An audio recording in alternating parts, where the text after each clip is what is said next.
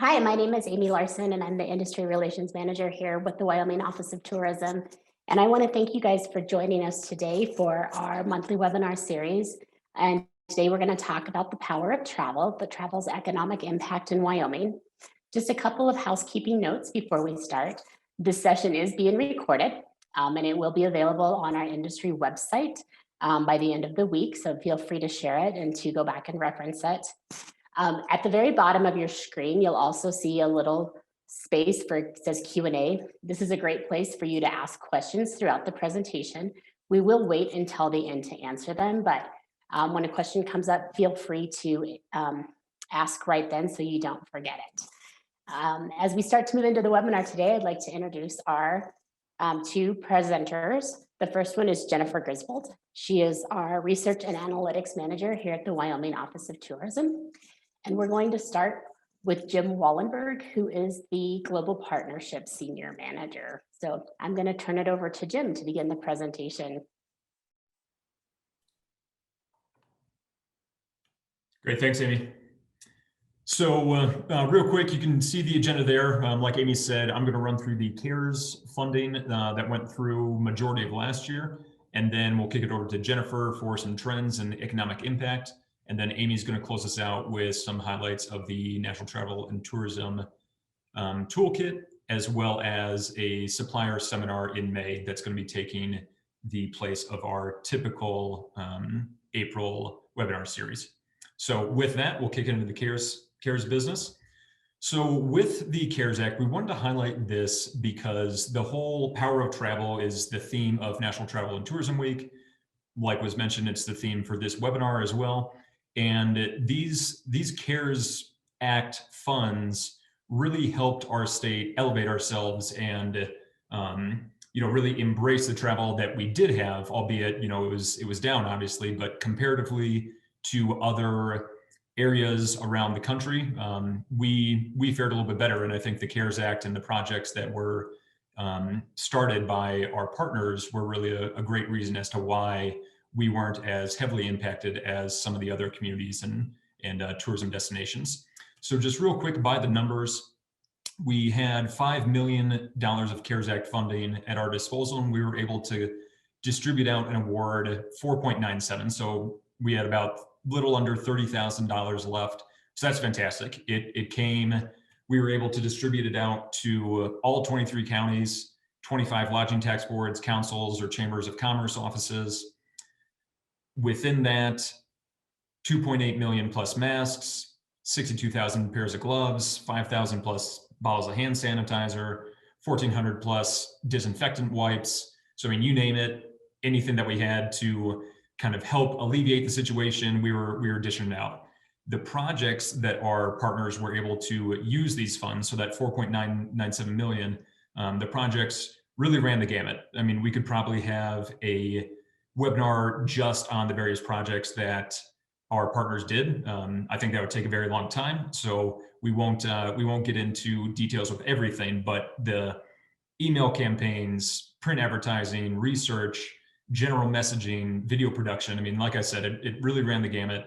So it was great to see the creativity from the partners for what they could use these funds for and how they can, keep their message going, or in some cases kind of build up their areas, and in some cases even have better months than 2019. So that was great to see. So with that, we'll roll into a couple of specific projects that some partners did that were kind of the ones that they were probably most proud of, if you will. So we'll start with, we'll just kind of run down the list. Again, this isn't everything. This isn't all encompassing. It was just some of the highlights that we received from partners. So Sheridan County, their big one that they really wanted to kind of toot their horn about was The Backyard. This was a streaming web series. It's on their YouTube channel. It was in a variety of other publications throughout the country, and some international publications as well, it sounds like. So this was something that they had millions and millions of impressions on, hundreds of thousands of downloads and views on a monthly basis. So it's something that they really had evidence showing that people appreciated it and were kind of drawing some inspiration from. And it really just minimized their their COVID damage. Just by having this series out, highlighting what is in their backyard and what's out there available for travelers. So that was a big project that they were proud of.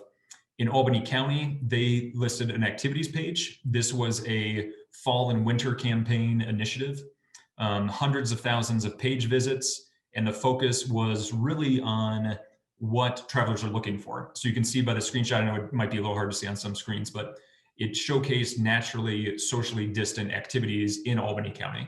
So again, that's a piece that our state was really kind of ripe for with the type of experience travelers were wanting. And so Albany County really just ran with that. How can we get people out and experience the area, experience what we have for nature, and in a naturally socially distant atmosphere. So that was a big piece that they really pushed and we're really excited about. Up in Park County, they have a video that came out for conventions and meetings. It was really kind of a all-encompassing video that really showcased the entire area, as well as promoting that business travel rebound, highlighting Cody as a great place to have a conference, to have a seminar, whatever you want to call it, and have something to do outside of the boardroom. But then when you're in the boardroom with your meetings, it's open, it's safe, folks can distance, and again, just kind of driving home that the COVID precautions that were out there. So that was a big piece that they were very pleased about. A little next door in Bighorn County, they introduced a banner program, which was designed to have travelers kind of experience their Main Street. This was a great community collaboration piece. They actually got the idea from senior graduation when obviously they couldn't have their graduation as normal. So a lot of families in the area purchased banners to go up on their Main Street, on their kind of street posts, highlighting the students that were graduating. So they ran with this idea as well to, really kind of extend their brand out and redevelop their brand a little bit with the Discover level. And they expanded on that to take your time, enjoy, so that folks aren't just cruising down Main Street. They're stopping, they're seeing the banners. They added flower pots with the banners on the street lamps as well. So folks can kind of take their time, get out, maybe stop, take some pictures and experience their Main Street. So that was a big piece that they were pretty pumped about. Down in the South region in Sweetwater County, they, for the first time, were able to develop a restaurant guide that their tax board really spearheaded. So that highlighted the local restaurants. It highlighted their safety protocols and kind of what each restaurant had going. And it was really kind of a piece that says, yes, we're still open. There might be some restrictions, but you can still come in, you can still get a great meal, you can still grab a donut, you can still, experience what flavors we have here in Sweetwater County. So that was a big piece that they were thrilled about, and really just expanded that local tourism set. And again, kind of going back to the power of travel, it helped keep some of those businesses open.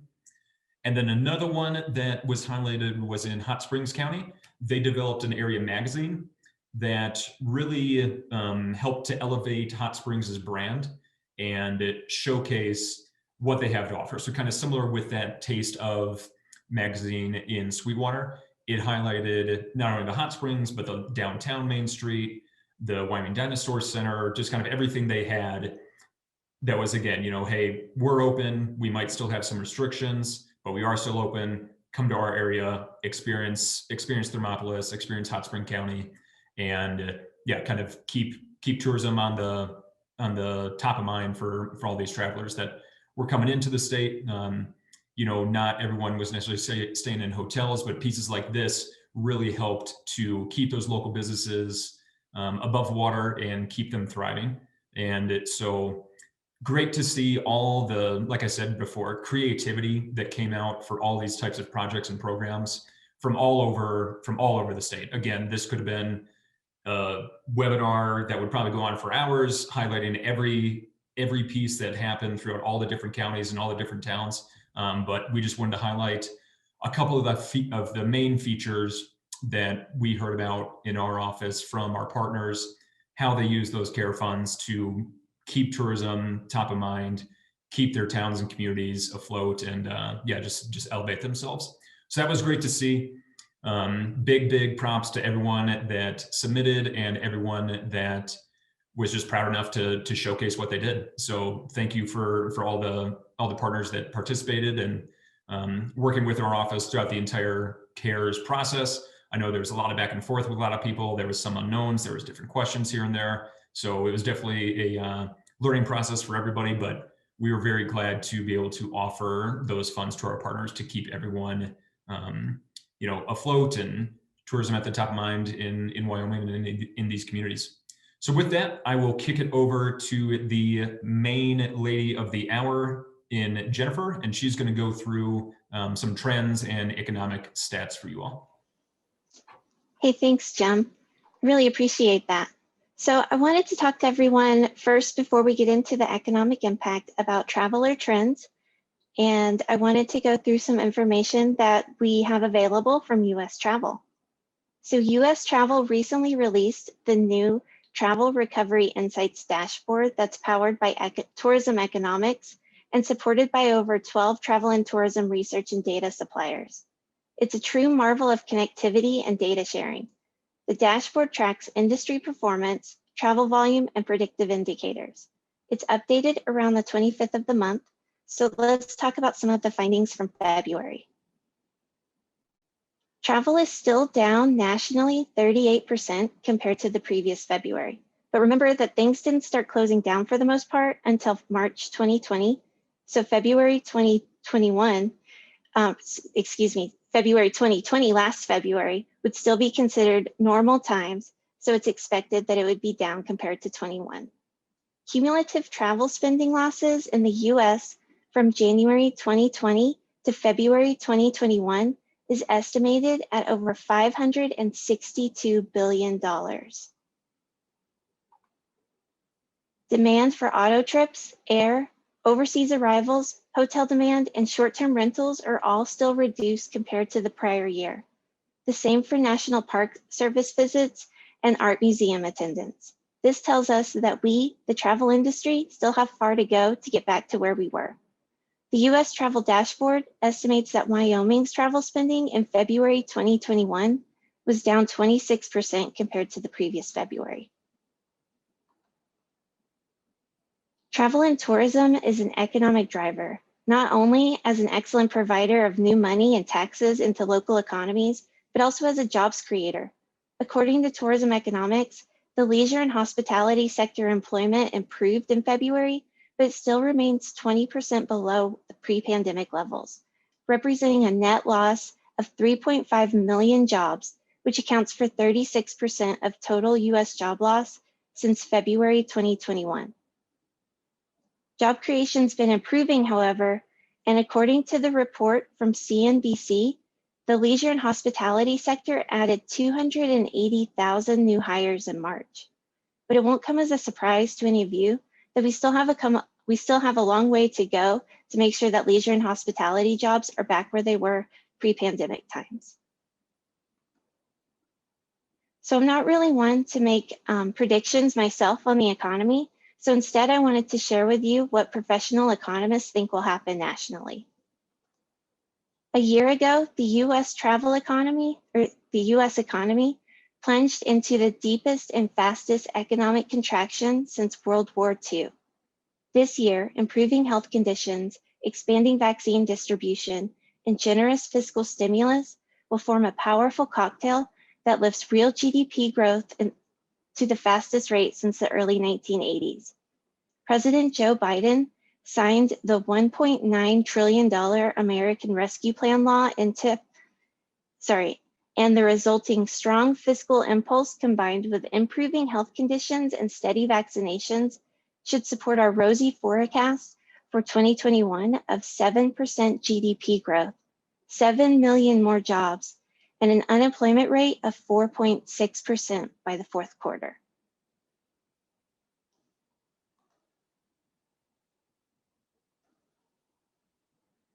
So I want to take a second and thank US Travel for the US Travel Recovery Insights dashboard and the many partners that submit data and insights each month.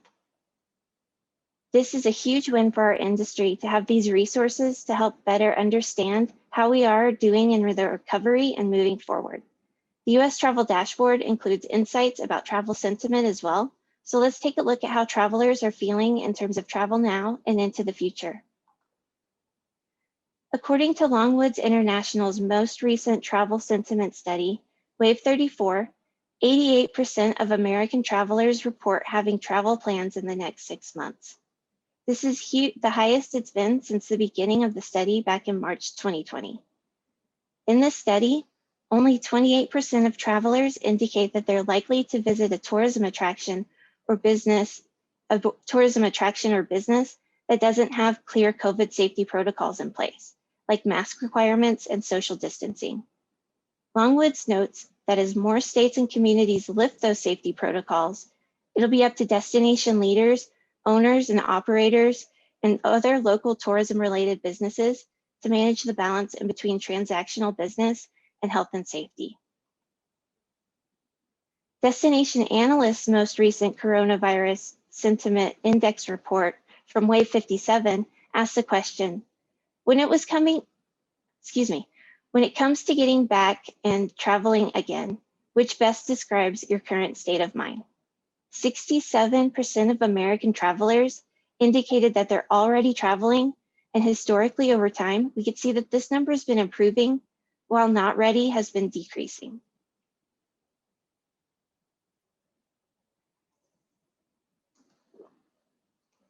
Nearly 60% of American travelers indicated that they're excited to learn about new and exciting travel experiences or destinations to visit. When asked how destinations could best reach them, they cited search engines, Facebook, email, printed magazines, and official guides. What's interesting about this is that Destination Analysts had asked this question before back in May 2020. They noticed some interesting changes in how people want to learn about destinations to visit. Physical, paper, printed magazines and guides have had the most positive change. Printed travel magazines increased nearly 20 points, and official guides increased 18 points compared to last May. Meanwhile, email, online content, and internet advertising all took tiny dips, which may be indicative that people are experiencing digital burnout and have the desire to have physical, as in something they can touch, connections to the brand and the destination. So let's talk specifically now about Wyoming and how we fared economically last year. Travel generated spending was $3.1 billion in 2020. This was an annual decrease of 23%, or $906 million. Wyoming fared better than the total US travel industry, which shrank 1/3 in size in 2020, an estimated 36%. In 2020, every $1 million spent in travel-generated spending resulted in 9.4 jobs for the industry. Direct travel-generated employment experienced a loss of approximately 4,000 jobs across the state. This represents a 12% decline in travel-generated employment. Accommodations and food services had the greatest declines at 2,900 jobs. Travel-generated earnings decreased 9% to $935 million from $1.03 billion the previous year. Teton, Park, Natrona, Laramie, and Carbon counties accounted for 81% of the total lost earnings in Wyoming in 2020. Direct travel-generated taxes decreased 21%, losing $160 million in 2020. The number of visitors staying in commercial lodging was down by a significant margin, as most travelers have indicated being more comfortable camping or visiting non-commercial lodging during the height of the pandemic. This affected state and local taxes, like sales and lodging taxes, that are typically generated from visitor stays. Total visitor volume was down an estimated 26% to about 9.6 million visitors. The individual county visitor volume percent change is estimated in the map to the left, and the percent change is displayed to the right. The blue bar on the right-hand side represents the total 2019 visitor volume, and the orange mark on those bars represents the 2020 volume.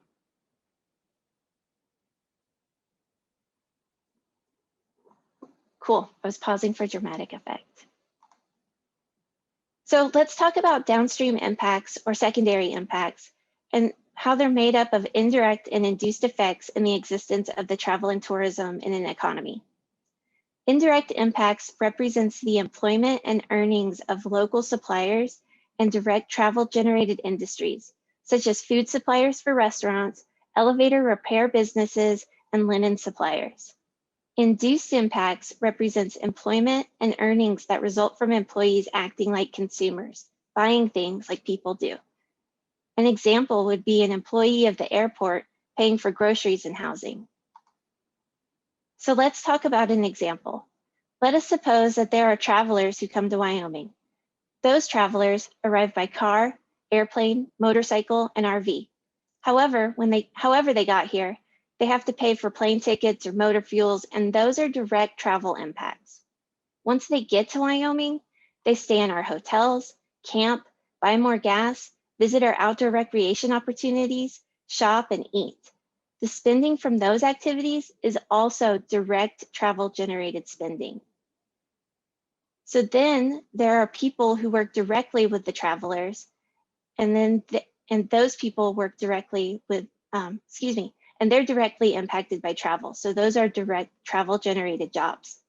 But then there are the people who work with the travelers, such as hotel owners who work in construction crews and commercial real estate, accountants and linen suppliers, and food suppliers if they run food and beverage. These are examples of indirect impacts of travel and tourism. Tourism is a labor-intensive industry, and 7.3% of Wyoming is employed directly by travel and tourism. And those people who work in the travel industry in Wyoming or work with the people who work with them, they also need to live and shop and get their hair cut, just like anyone else. That's the induced spending of travel and tourism. Travel and tourism brings money, jobs, and incomes to many Wyoming communities and creates a positive platform for economic growth. So the total spending, including the direct travel and tourism, which makes up 67% of the total, and indirect and induced spending, which makes up 33% of the total, generated $4.3 billion in economic activity for Wyoming. In 2020, 28,630 jobs were generated by travel and tourism. There were another 12,090 jobs generated downstream because of the impacts of travel and tourism, for the total employment of over 40,000 Wyomingites. This generated $1.5 billion in earnings. So let's look at the industries where the secondary or downstream impacts were most impacted by travel and tourism. Travel and tourism have the most direct impacts on the accommodations and food service sectors. Finance and commercial real estate and professional services are some of the indirect sectors that are most impacted by travel and tourism. Personally, I love these charts because of how impactful it shows that travel and tourism is for the entire employment and earnings ecospheres. So in conclusion, the Wyoming travel economy declined 23% from 2019 levels to $3.05 billion. But Wyoming fared better than the US travel economy as a whole, which dipped 36%. Travel and tourism lost 4,000 jobs in 2020, but we did make strong gains in leisure and hospitality in March. Local and state taxes were down 21% compared to 2019, but the stimulus packages are built to help shore up those losses in our communities and our state.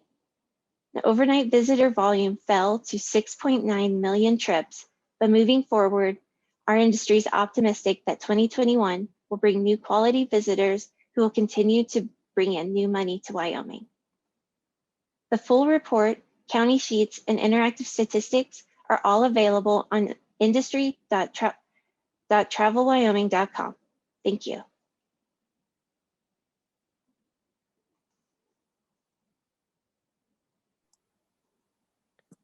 Thanks, Jennifer and Jim, for those presentations.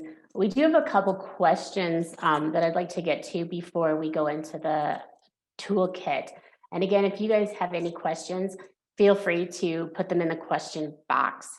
I'm going to start with Jennifer. The last slide, you mentioned that the economic impact reports are available on our industry website. Can you give us an idea when those economic impact reports and the counter reports will be made available? The 2020 report will most likely be up by end of day Friday. Fantastic. And the county sheets as well, sorry. Great, thank you. On one of the last slides, you talked about the number of jobs and how many leisure and hospitality jobs were added in Wyoming in March. Great question.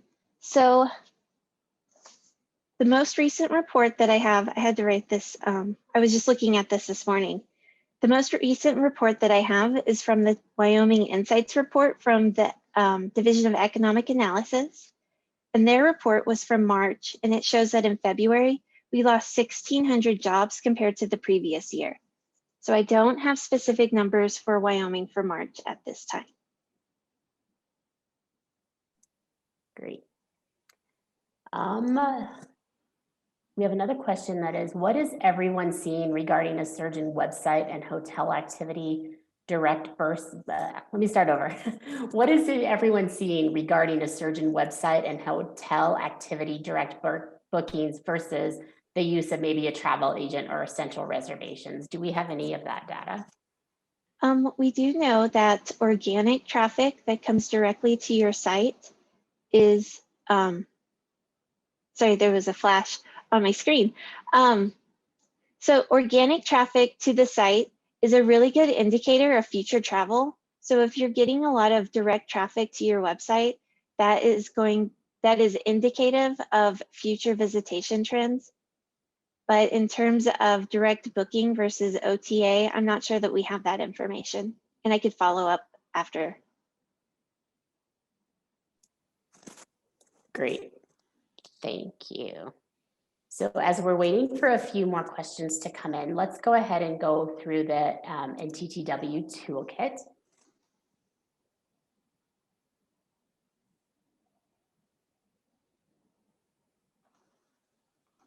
So as we get ready to pull the NTTW toolkit out, you guys should have received a link to the toolkit in our last email that we sent out, our COVID recovery email, and also that came out in the webinar. It was attached to that. So Jennifer, I'm not sure if you can hit that. So we'll go to the next webinar until we can get the NTTW toolkit pulled up. So just so you guys know, save the date. Our next webinar was going to be May 12th, 2021, and it's going to be a free international roundup supplier seminar. So this is going to be brought to you and hosted by the Great American Rest and the Rocky Mountain International. So this is a great way for you guys to kind of get a feel on how the supplier relationship works with international travel. Great. So as you guys know, the National Travel and Tourism Week will be May 2nd through May 8th, 2021.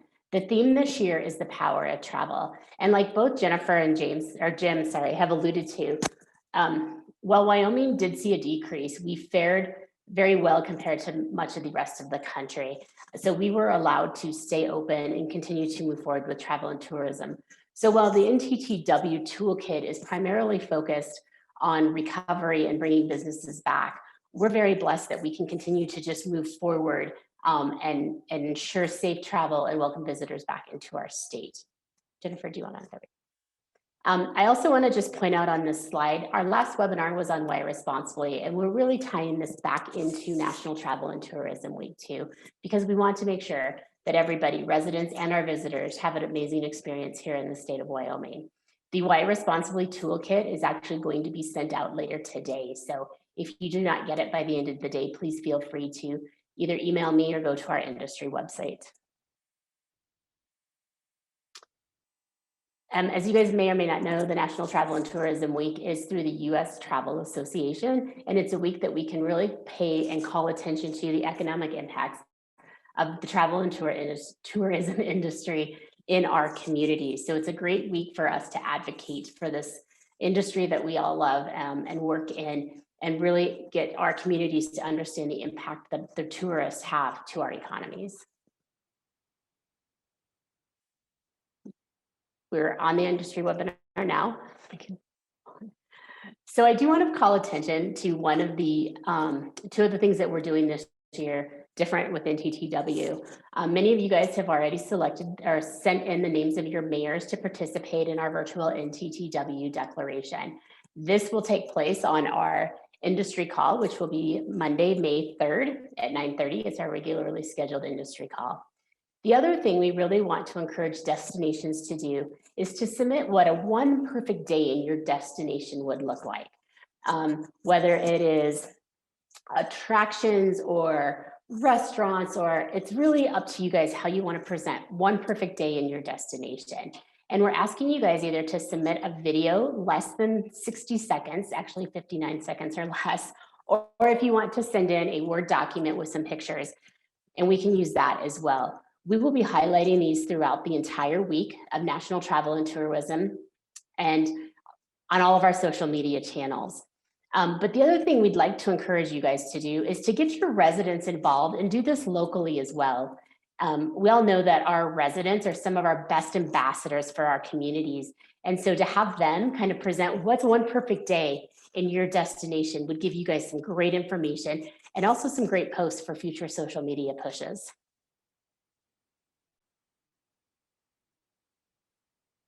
So I want to just go through the highlights of how we at the Wyoming Office of Tourism are going to work through the National Travel and Tourism Week this year.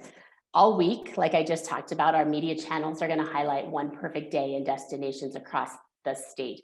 I also forgot to mention, obviously, we're going to hopefully get way more one perfect day posts than we can share during the week. So any that do not get shared during National Travel and Tourism Week, we plan on continuing to highlight through the rest of May and into June if we need it, so that everybody gets their one perfect day pushed out on our social media channels. As I stated earlier, on the morning of May 3rd at 9:30, we're going to have our industry call, which is going to kick off our National Travel and Tourism Week with a special proclamation from our governors and a couple other things that we have planned to just get everybody excited to continue on with the week. One thing we're really excited about this year, every year we do a FAM trip for visitor services around the state, which was our welcome centers and frontline staff. Obviously this year, it was a little bit of a challenge to pull one together. So we're gonna do a virtual FAM trip on Wednesday, May 5th at 10 a.m.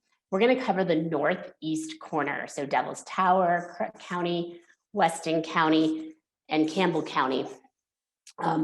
We encourage you guys to bring your frontline workers and have them participate in this virtual webinar, just so they can see the beauty and the different things that there are for our visitors to do in the state of the Wyoming. We do know that if we can get a visitors to stay one more night, they spend 3 times as much as just a pass-through visitor. We also encourage destinations to join us for this virtual FAM trip, so that you can see another way that you can market and get this information for your destination out to a global audience and really highlight your communities and different things in your community that your visitors can participate in.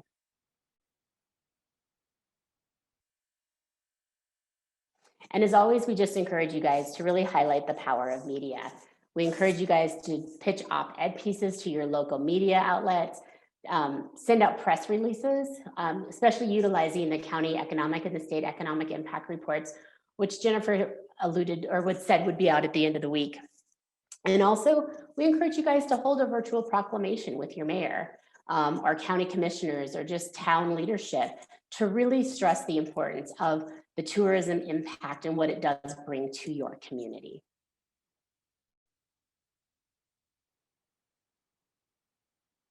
And again, we're back to the save the date. We hope you guys can all join us in May for that.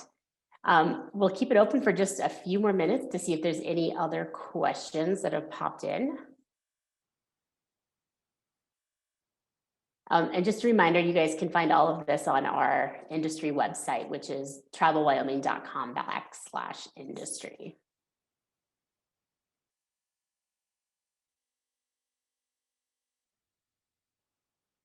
All right, if you guys have any questions that come up after you've watched this or you're thinking about as you're going through, please feel free to reach out to any of us here at the Office of Tourism. We're happy to answer the questions. We did have a couple questions that did come in in our briefing, and we just want to let you guys know if you submitted those questions, we're going to reach out to you individually to provide the answer to just get some more context on those questions that you had asked. So with that, we'll go ahead and end this webinar for today, and we look forward to seeing you guys all on our industry call in May. Have a great week.